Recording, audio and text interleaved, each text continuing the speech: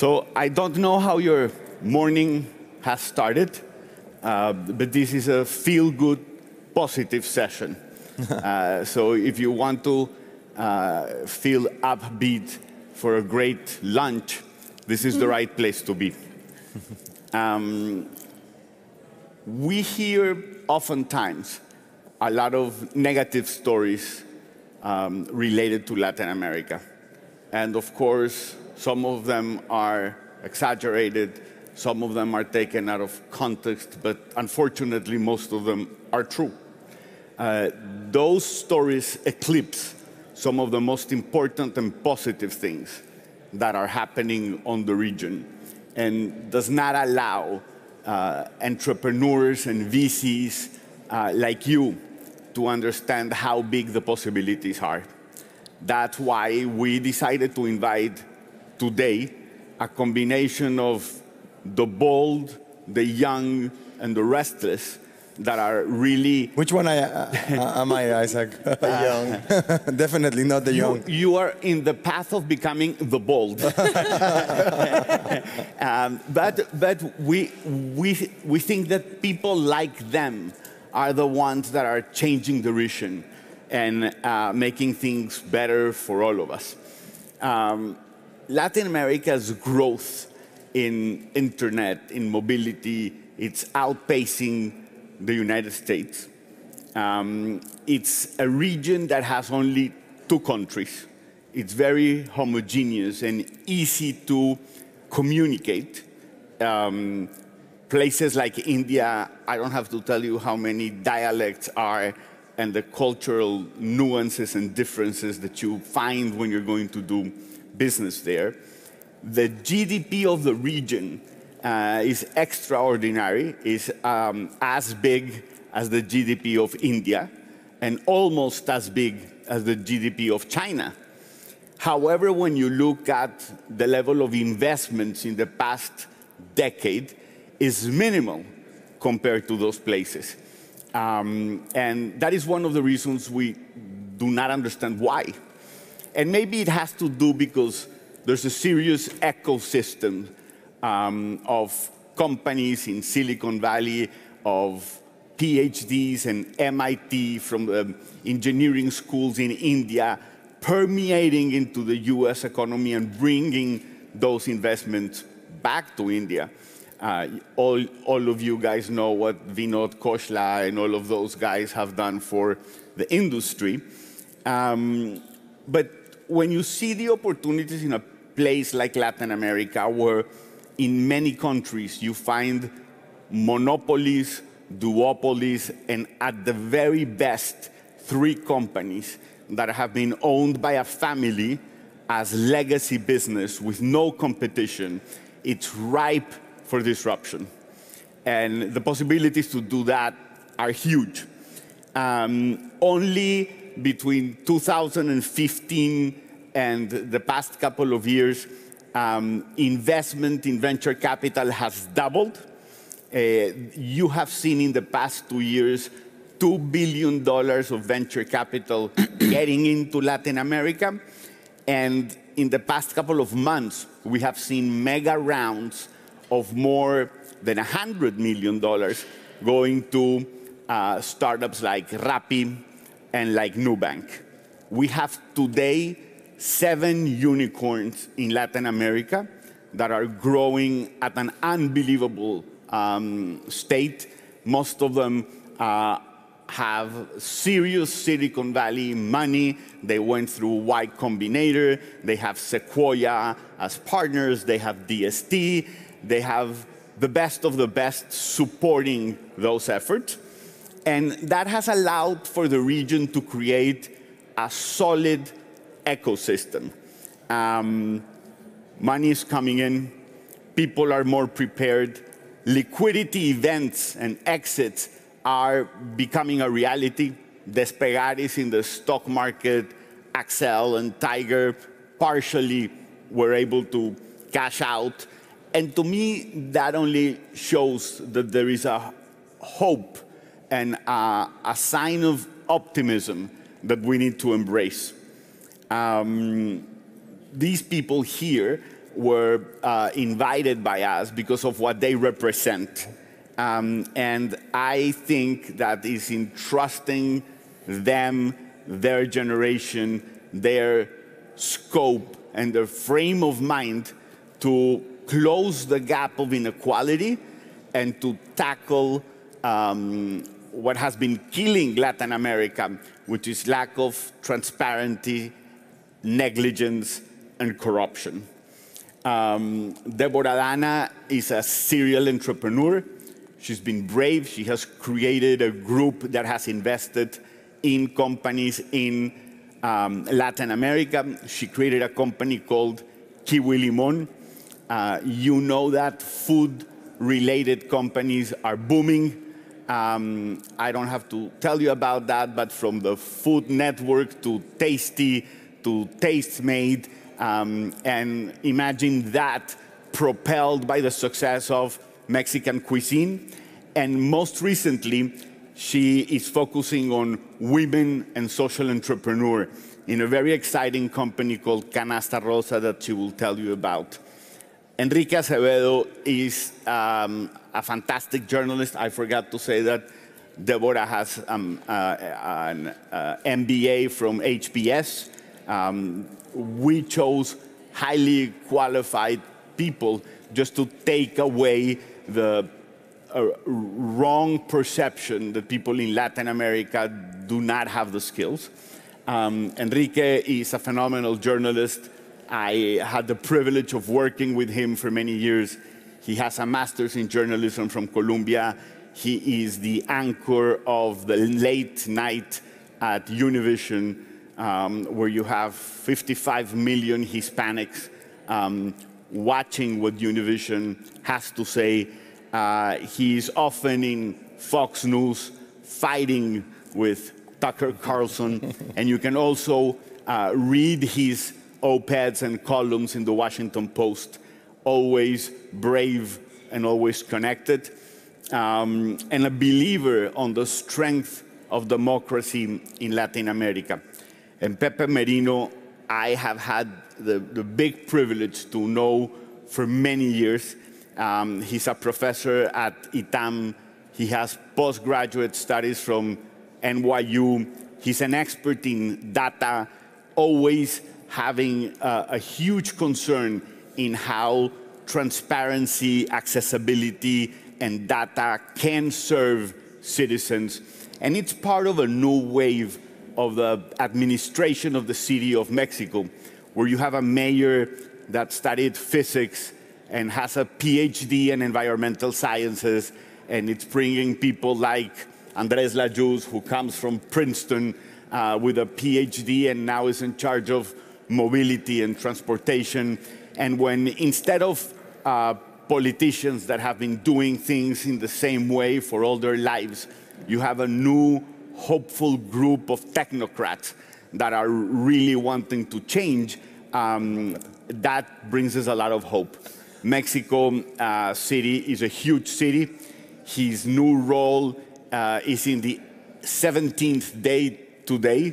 His plan is ambitious, and he's going to tell us why Mexico City will be soon the best possible hub for tech companies in Latin America.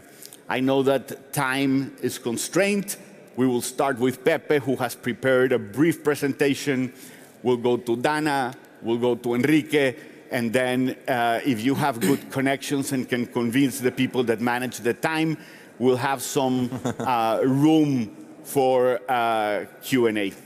Thank you for being here with us. We are terribly excited to tell you about Latin America. Pepe. Thank you. Can I have the, thank you. So the green button? Yes. All right. Well, thank you. I am part of the new Mexico City administration. I'm a technocrat, but I'm a left-wing technocrat. Mexico City, as you might know, it's a monster. It's a beautiful monster. One second. We have a lot of noise back there. If you can please help us keep it down, it'll be great. Thank you. It's okay. Well, it's not, but it's okay. Mexico City is a 9 million people city. The metropolitan area goes up to 23 million, which means that in Mexico City we get between 4 and 5 million people daily to go to school, to go to work. So it's between 9 and 13 million people, really.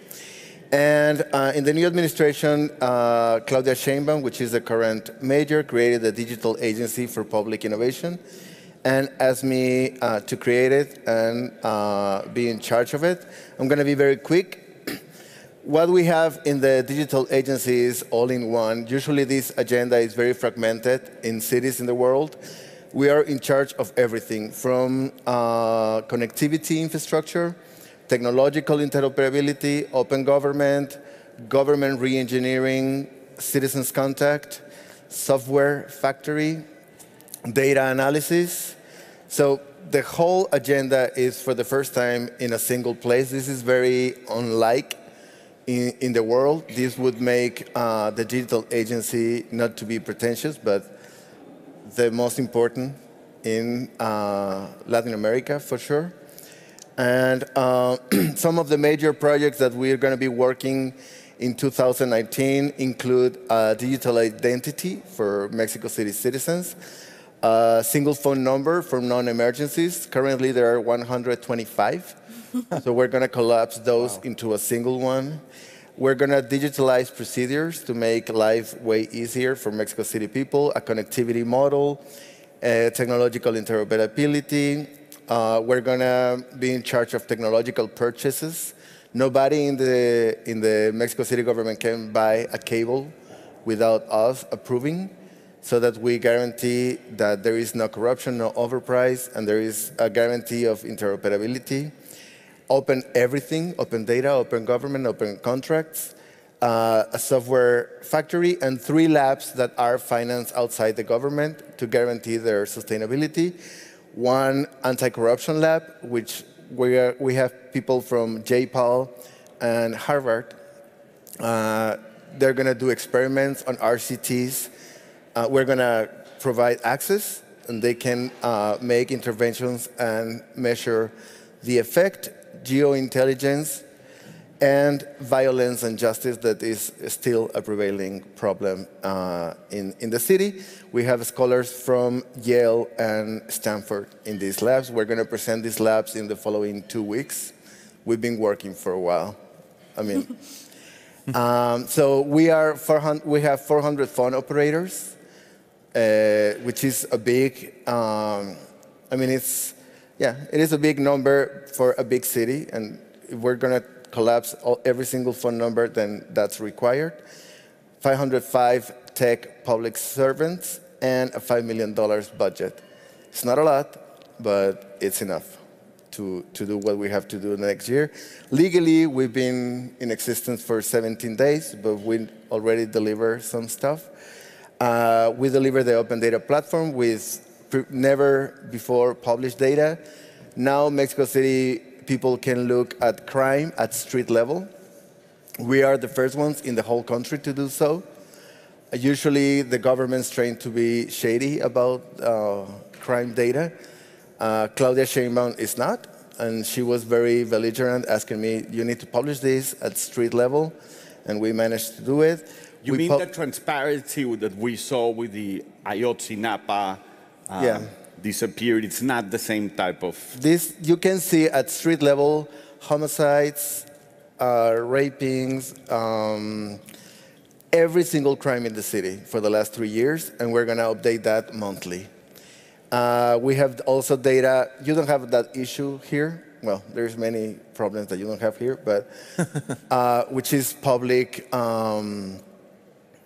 advertising, which implies sometimes dangerous. So we publish every single public advertising in the city. We publish Centika, which means together in Nahuatl, which is the native language of my city, which is a collaborative platform. Mexico City suffers, as you already know, earthquakes. So in case of a strong earthquake, we have people, citizens all over the city who report in real time if there is any damage. a geographic control system for delivery of public services, connectivity renegotiation. We're going to open 15,000 free Wi-Fi spots in the city. We 10 times multiply the speed connection for the cameras in the city, and we got a 20% discount on top of everything. And so far, we have saved the city $7.5 million, which is more than our budget already. And part of that money is going to go to double the wage of the phone operators. They were making $250 a month, which is really scandalous. And now the lowest income of a phone operator is going to be $500. It's not a lot, but it's double what they were making. And we're going to build a dining hall for them. They didn't even have that before. So they are the hardest working people, and we have to recognize their efforts. And they're the main entrance to the government, so it is really important. So I'm going to go fast. Basic rules for the agency. I hope you don't take these the wrong way. And if you do, we can talk afterwards. Mexico City is not Stockholm. We have to use technology for our problems. Let me give you an example. At least 1 million people in the city get water by trucks yearly. So when we are talking about creating a digital identity, one of the first places where we're going to use that is to guarantee that the water in trucks actually gets to the people who needs it. So we're not thinking about any flashy, shishy stuff. We're actually trying to solve real problems from Mexico City is, I mean, in terms of the economic size, it's the size of Argentina. It's twice Chile. It's a rich city, but it's a very unequal city, too. So we're trying to solve problems for the lower income part of the population. No TED Talkism. We're not here to talk the talk. We're here to deliver. No buzzwordism, which means... Isn't buzzwordism a buzzwordism? Yeah. You know, like, whenever you start talking about this, you have... I mean, if I had a contest of having a shot every time someone says blockchain, I would be drunk every single day. And blockchain is useful. I'm not saying it's not. But we have to consider what the specific need for that solution is, right? No labism. It's good to experiment, but go experiment with your money, not with public money. And if you're going to experiment with public money and you're going to fail fast. And cheap. And cheap.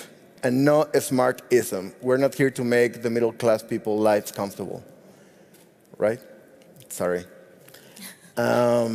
So we're going to use technology to give agency to those who need the government the most in their daily basis because they use public services, public schools, public hospitals.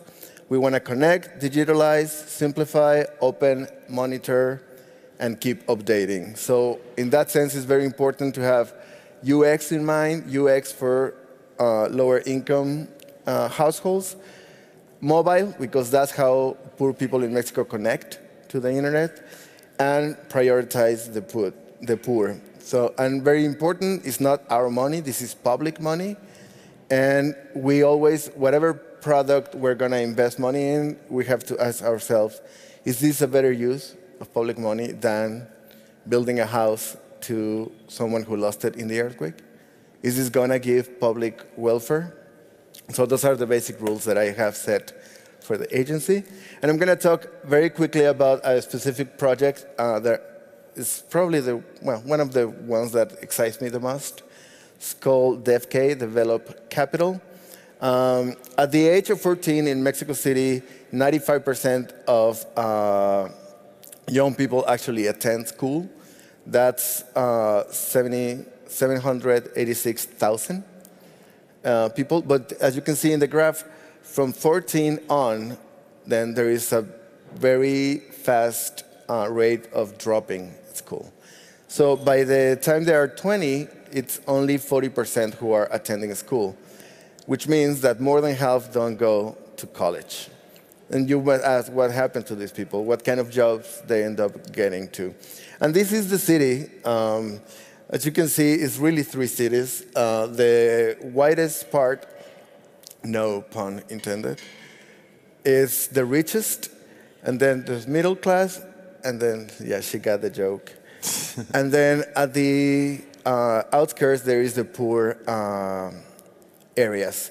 So Claudia is going to open 300 community centers. That's already in place. There's going to be 27, 30 open in the following month. So on top of that 300 layer, we're going to create 100 coding schools. And these schools are going to be directed by young males who had already had a conflict with the law and young women who are out of school. Access to these specific skills, as you might know, it's very expensive.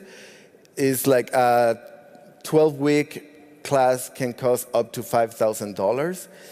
And these are skills that are easily translated into a job and a stable and solid income. So we want to provide these skills to change these women and these men life trajectories. It's in 4 quarters. First, computational thinking, syntax and basic programming, practical solutions for web and mobile, and finally, a community project at the last quarter, where we're going to bring together the female and male groups into a single project. And then after that, we're going to make a deal with companies to guarantee that they have a job if they graduate from the program, or we're going to create an advanced coding school as well. The plan is in 2019, we're going to try to get 3-year funding. So if you have extra cash, feel free to contact me as well. Design a pilot, evaluate and adjust. And from 2020, we want to create the biggest coding school in Latin America with 4,000 graduates per year. And an agency like yours did not exist. And there was a lack of talent in these capabilities, coding, etc. If any of the investors here would want to do something in Mexico City based on what you're proposing, what can the city give them back so that they are motivated to invest and to place their bets in the city? Well, I think Mexico City is destined to be a technological hub. We have a crazy amount of talented people. We have 3 huge universities producing something like 40,000 engineers and programmers a year. So, and that a lot of technological companies are already moving into the city. Rappi, you mentioned, has moved its headquarters. DD, which is the Chinese Uber, has moved very aggressively into the city. So there is already like a big ecosystem, technological ecosystem. So I think investing in Mexico City in terms of technology makes all the sense in the world. You're going to have talent and access to a very, very exciting and thriving ecosystem, for sure. So it's not only coding. We are also going to teach non-cognitive skills, especially for these populations make sense. In the case of guys, responsibility, compromise, conflict resolution. In the case of girls, as you know, programming is a very male-dominated area. Self-esteem, empowerment, resiliency. Well, yeah, you should know. And this is what the plan for the year is. We really want to do this program right, so we're going to do it slow. So the design, the test, the funding, so that by 2020 we can actually expand this DevK in a proper and sustainable way. So thank you very much. Excellent.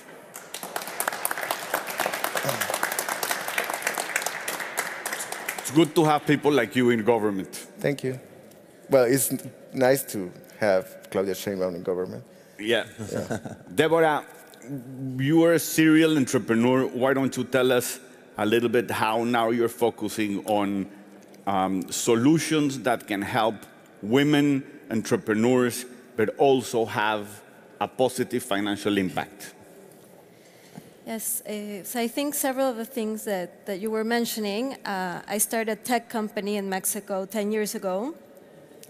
We analyzed and realized that only 2% of online content was in Spanish, and 40% of people online spoke Spanish. So we launched a recipe site that was very successful. As Isaac mentioned, Food, thanks to Facebook, became a phenomenon. And now everybody likes to watch short food videos, and it totally changed our category. So it took our webpage and content page on recipes to a whole new reach. Today it reaches 280 million people a month, and it's the leading recipe site in Spanish. It's called Kiwi Limon. Based on that experience and what I've seen with entrepreneurship in Mexico, I realized we can use the same strategies to give tools to micro-entrepreneurs, and especially female micro-entrepreneurs who face so many challenges still today, and which has been spoken to in other panels in this conference as well. So they get the tools, and we give the social virality to have a huge impact. So I launched a new technology venture, which I hope will be able to partner up with the government to help micro-entrepreneurs in Mexico City to sell their goods that they mostly do at home, online, and to grow their businesses. What do you need that you don't have today? Do you have access to capital? Do you have infrastructure? Do you have red tape? What are the things that need to be solved? Yes, right now we're in a stage where we got the first pilot tested. We're getting funding. I'm also, as Isaac mentioned earlier, I'm also a VC investor in Mexico. But VC investment in Mexico is very different from VC investment globally. So we're looking for international funding, and we believe this project can be adapted to almost all regions. It's not just a Mexico project. And in terms of numbers and stickability and success of the Kiwi Limon, can you give us an idea of how does it perform? Yes, so the reach I was mentioning before, but today the website that originally 3 years ago had about 1 million unique visitors, which isn't so big, was able today to reach 280 million people a month. And it's all thanks to Facebook and social media, which has been a driver for digital media to compete with original television numbers. Someone defending Facebook, that's very rare to find in these days. So is there someone from Facebook here that should be celebrating? Later. Yeah. So, Enrique, you are an anchor in the late news at Univision. You travel the region, you report from Mexico, from the US. You've been busy with a wall that people are talking about. And you write for the Washington Post. Why are you positive about Latin America? Well, I'm positive about Latin America because, to put it in social media terms, and not, not look at the latest post, but really look at the timeline of Latin America in the last 30, 40 years, we see a trend of democratic consolidation.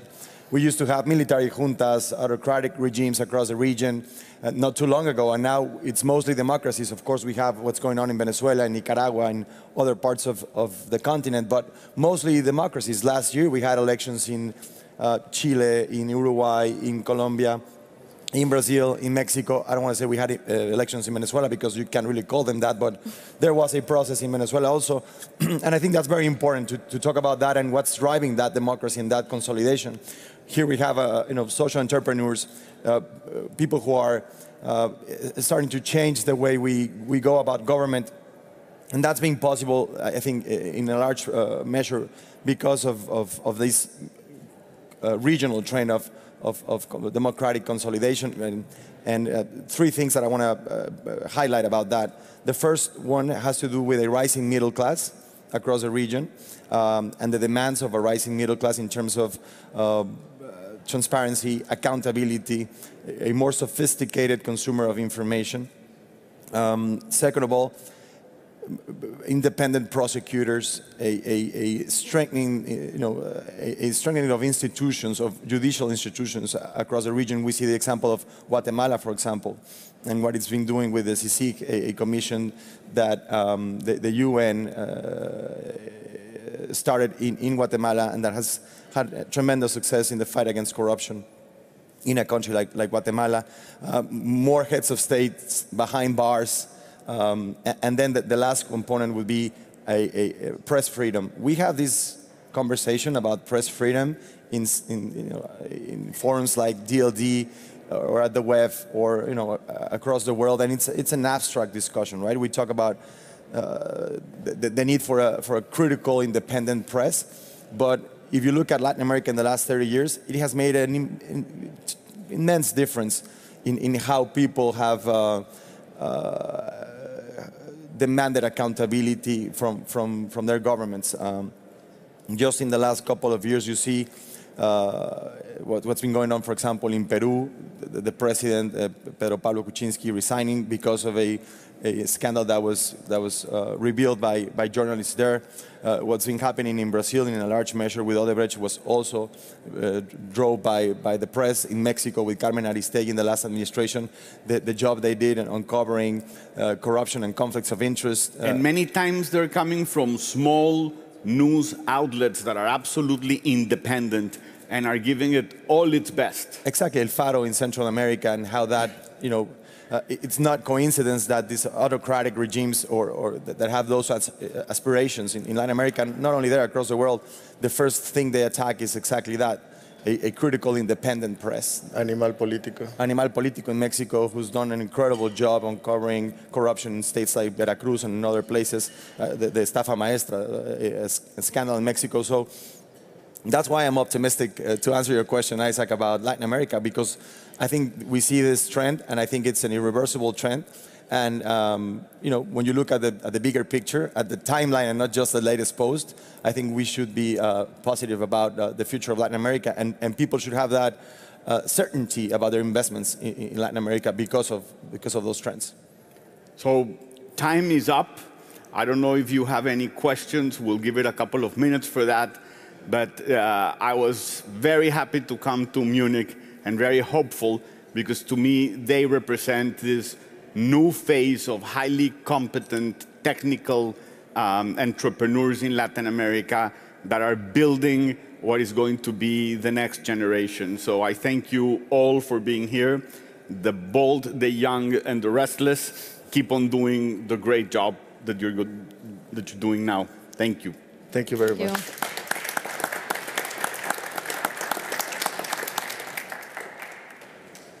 Do we have time for... Thank you very much. Yes, we have time for some questions.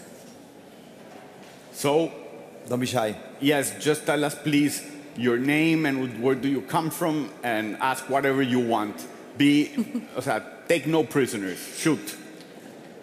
My name is Johannes. I'm from Hannover, Germany. I'm an entrepreneur, and I just visited Costa Rica. And I want to ask you, I was very much impressed by your network connections. We are going to have C-level from German Telekom here today, and your network is extremely much better than all the networks that we have in Germany. And I want to ask you, what is your recommendation? What do we need to do to improve our system and to get better technical infrastructure in Germany? I'll give you a quick answer, and then I will let the experts talk. Sometimes being so late allows you to leapfrog. Yeah. And, avoid some of the necessary steps of people that have been building up for a long time. Pepe? Well, actually, I hope you don't take this the wrong way. But Germany is not very advanced in terms of digital government, and it was very surprising to me. South Korea, Estonia have led the way, but I agree with Isaac. When you start late, then you move very fast. And I actually, before being in Munich, I went to Berlin, had a lot of meetings with government people from Berlin and the federal government, and it looks like we're moving at the same speed now and from the same moment. So we're going to actually end up having a lot of exchange of technology and experiences. So for me, at least, it's very good that Germany is not that far away. because that allows Mexico City to actually engage with Germany at the moment where this is becoming important topic for the government. So. We hope that the next time that you go to Costa Rica, you can turn off your phone and enjoy Costa Rica. It's not because of the connectivity that you go there. Next question, please. Hi. My name is Mariana. I'm from São Paulo, Brazil, and I'm currently doing a PhD in computer science and urban planning here in Munich. And coming from South America, I won't say Latin America, and very much into the tech background, I always think, what can we do to help?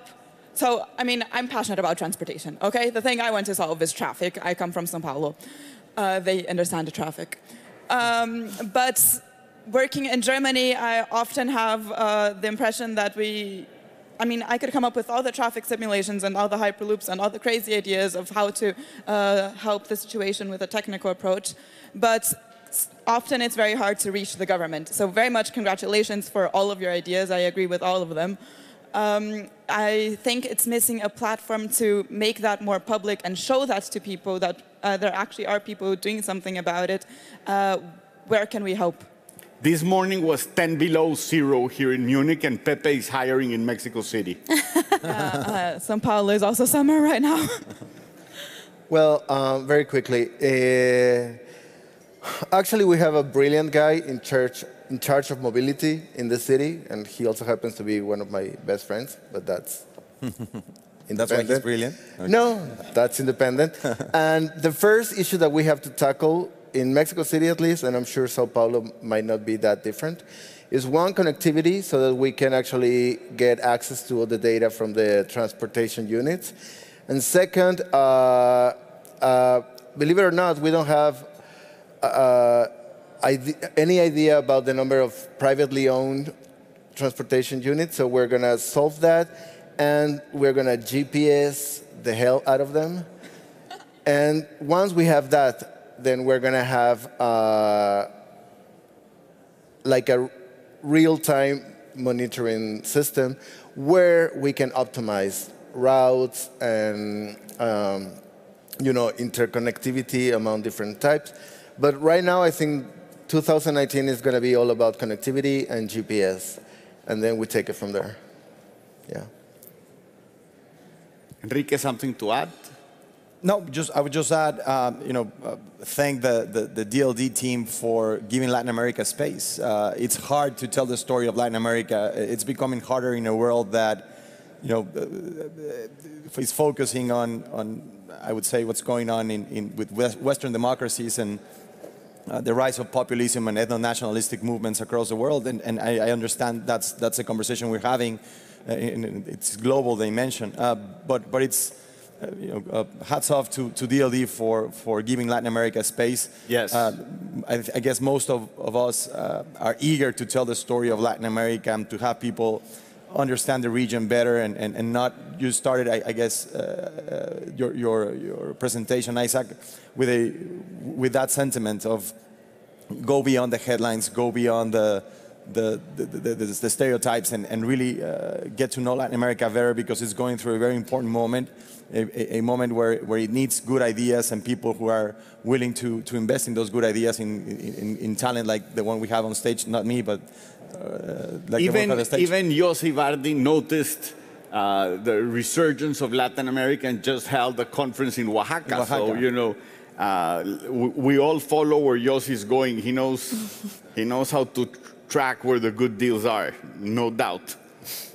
So yeah, just to thank DLD for having us and for considering Latin America as an important topic of conversation this weekend. Yes. Great. Any more questions? Please. Quick one-word answer from each of you. Oh. Name a company from Latin America that you're most excited about right now. Start off with someone that's... Just one? Just one. El Faro. El Faro. It's a website in Central America that's doing incredible journalism, important stories, independent critic, So I would definitely follow it on social media and consume its content because I think they're doing incredible work. Animal Político en El Faro, there's also one in Mexico too. I have no idea.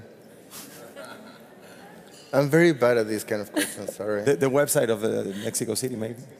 I'm sorry? Mexico City's website, maybe? Well, yeah, Mexico City government, but that's not a company. Deborah? I would have to say mine. So Very good. both Kiwi Limon and Canasta Rosa. I will have to say Voila, which is banking the unbanked in Argentina in a very successful way. They just closed a big round led by Goldman Sachs, and they're now moving into Mexico, and we see them moving very fast. He stole my answer. I'm sorry? Voila. U-A-L-A. The last A has an apostrophe. Yeah, that's a good one. Definitely. And someone else wanted a question, please. Hi, my name is Juliana. I come from Colombia, actually. I've been living here for more than a year now. And my question to you is more on the side of culture. And during this conference, I've been questioning myself how Latin America is not included in the conversation. Just in here, we got this space, and it's kind of mind-blowing because of the statistics that you just gave. And I'm questioning myself how in my daily life I can change that narrative on people, and what could be your opinion about it? Invest in Latin America because the conditions are there, and the people that are not seeing it are going to miss the bus, and they will be very sorry. And nothing calls more success than success. And I would say I spoke to Reverend Desmond Tutu a while ago, and someone asked him about what is it that I can do to make things better, and his answer was great. It was something like, do what you can from where you are for as long as you can. So, you know, if you're here in Germany and you want to tell the story of Latin America and just invite people to go over there, that's a good start. To go to Colombia, to go to Costa Rica or Mexico, and to travel around Latin America, and they'll find you know, an incredible reality and an incredible opportunity, I think, in the region.